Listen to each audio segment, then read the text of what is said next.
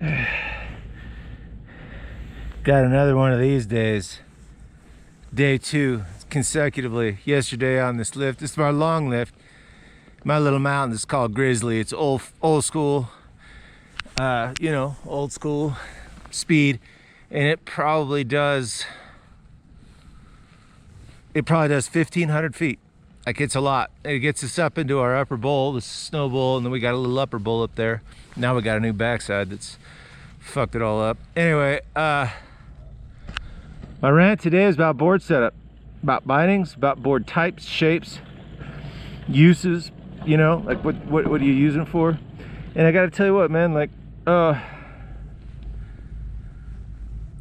it used to not be like this, man. Again, I'm always coming from an old dude's perspective, and I hope that it resonates with some of the old dudes. And I also hope that, like, you know, if some kid that's fucking in their teens or early 20s, where they're just coming up snowboarding or whatever, they run across what it is that I'm fucking talking about on this bullshit YouTube thing, and they're like, oh, that guy seems like he knows what he's talking about. Well, maybe I do. Maybe I do. Anyway, that's talking about board setup. Now, in the late 80s, early part of the 90s, all board shapes, like all boards, it came with really narrow stances, like Sims. I want to say they were like 16 and a half, 17, 18 would be wide back then. And there was a couple companies early on, K2's being one of them, Moro was one of them, that did drill mount boards. They were using foam cores, and then, you know, with the same technology as the ski technology, mountain bindings into a ski, and mountain snowboard bindings into boards, which loosened up your variability, your ability to, like, reposition your bindings on your board that suits your body mechanic more.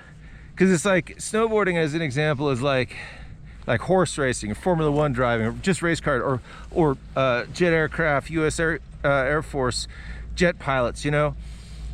What is the best overall package for certain applications?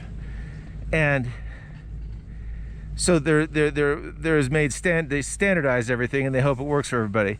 Now, if you don't fall into that, like, and that size, let's say that size is 100 motorcycles too, 175, 185 pounds, and 5'8" to 5'10". Like, that's your optimal, like, range. That's what you design everything for. Now, and when it's this thing, man, when you get all the shit, when you're the right body type, anything you apply yourself to, if you've got some athleticism and the ability to flow, you can apply yourself to anything and get that. But because all the shit is designed specifically, suspension, you know, geometry, fucking spring rates, everything, horses, weight, aircraft, you know, the whole deal. You in those specs, you're fucking golden. Me, I'm a fucking ape. I'm 6'4", 220 pounds. I've been 215 since I was 20, 21, something like that. And I got fucking long ass legs. I officially have a 35-inch inseam. So I could jump out of the gym. I could dunk it in 8th grade. I could high jump over my head in 9th grade. I went to state in the triple jump. I could jump like a motherfucker. It all ran away. I'm old and fucking frail now. But my point is that back in those days, like, you got a dude my size that has that athletic, fortunate to be athletic, and you apply that to a geometry that's designed for a fucking somebody that's, you know, 5'8", 5'7", 5'10", somewhere in there, that's a lot lighter than you. That shit ain't gonna work. It never fucking works. Like, every moto I ever had, I'm like, gotta put new suspension on it, gotta put bar risers on it, gotta put drop pegs on it. Why? Because I'm a huge fucking dude. In fact, I was hanging out with some buddy of mine, and they're like, oh yeah, show up to the track, and we got a Scott, other dude, Scott's got a loaner bike for you. I'm fucking great. And I just forgot all my bikes. I go through this process, talking about setup. This is what rant's about setup. I go through this, and I buy the same fucking parts for every bike. Like, oh, you know, WR450, that's a kit. I just buy that same kit for my adventure bike or my fucking, you know, track bike. That's how I want it. Anyways, dude, I got a loader bike for you. I fucking got on it like, oh my God, there's no fucking way. I did try to ride the track, but man, talk about never being in the right spot. That's fucking retarded. It was a fucking hot bike too. Back to setup, snowboard setup. So me, I was been working in ski shops my whole life since I was 15. I moved to Seattle when I was 18 in 1988. And in 89-90 season, I got a job, John Logic Snowboard Connections. He says I'm his second employee. He might be right, but I was his first employee that had any real shop experience about mounting skis to bindings and that safety and training that you need to be certified to do that shit. I had that, and there was a dude named Matt Goodwill, fucking ultimate ripper. I knew him pretty well at that time because he was riding for SnowCon. I was working there and riding for SnowCon, and that dude was riding for Morrow. Anyway, setup. The geometry of your body, like for me, and it's like 89, 90, I had a lot of shop time. Fucking T-nuts were just like whatever. Like basically when you saw early, like post stain, pre-laminate, like the 7-ply raw maple barfoots, and you saw the T-nuts casted in there, quarter 20, bro. You're like, oh my God, that's all that is. And they're like, oh, I could drill right through a fucking board. And I mounted my own stance on a board that I think was my first time I did it. I think I did it at 22. I did it at 22 for a 6'4" diet, and I had a little bit of a duck foot at the time riding that way. It's when only like dudes that were doing that with pretty much a joyride team, and prior to that it's like, you can't ride a snowboard like that. Well, you might not be able to do a fucking switch 7 on that stance. You never know.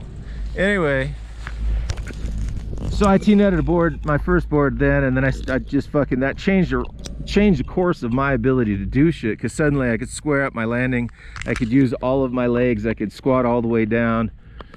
The only other thing is that about board setup, stance is fucking key. It might be the stance, all of things considered in snowboarding, stance is the second most important thing to understand about how your body works below your boot fit. Boot fit is the number one fucking thing you're concerned with. The other is your stance. It's one of the things about renting. I just had somebody write something that was like, oh yeah, well, it's my second season, I rented a board and the dude set me up like front foot positive 12, rear foot negative 15. I'm like, what? What fucking rental store is doing that? Like, that's the most fucked up thing I've ever heard. Like, you put negative 15 on a beginner's stance? Like, why would you do that? It's not how it works. Anyway, the point is all of that shit is super, super, super important. Your setup, your stance, your angles, how your angles, you know, and I don't know if I'm ever gonna try to explain this to anybody, because it's like a person by person and kind of style of riding and what they want to emulate, what they want to be able to do, or what they're happy with doing the way it is right now, or the style of riding they're doing. Because I'm telling you, like for me, like if I was on a park board, I'd probably be 25 to 20, probably 25 and negative 6 for me. But the way I ride my mountain around here, it's all fucking steep, and I ride a taper board. I ride 27, 30, and negative 3, between negative 0 and 3, you know, negative 0, negative 0. The second component of all that shit about board stance is the shape of board you're on, and how the shape of a board dictates, or isn't, not dictates, but is in key relationship with your board stance and angles on your feet, right? Because I'm telling you, like, oh yeah, this is my stance, I ride negative 10 and fucking 15 or some shit like that, and you ride park all the time, and you get on like a POW board and you apply that stance to a POW board, it ain't gonna work, right? I'm not saying to totally change around, but just make adjustments towards a more positive rear foot, or a little less negative to more positive rear foot, and a little more positive. Why? Because the shape of the board, if it has taper, the nose of the board has a different quality, and the way the tail trails in a turn has a different quality. It's just different. You can't ride the same stances across boards. I mean, you can. Fuck, it's kind of a lie. Shit, I do it all the time. But and the other thing is, like, I keep stressing, I hope that anybody's paying attention. Maybe they only ever watched this one fucking video. If there's one message to tell to anybody in the world, is stop. Don't ever stop fucking with your shit. Never think you got it perfect. The irony of that, I'm 55 years old. I've been riding for 40 years. The vast majority of that on a semi-pro level. Semi-pro level. And I just got it figured out.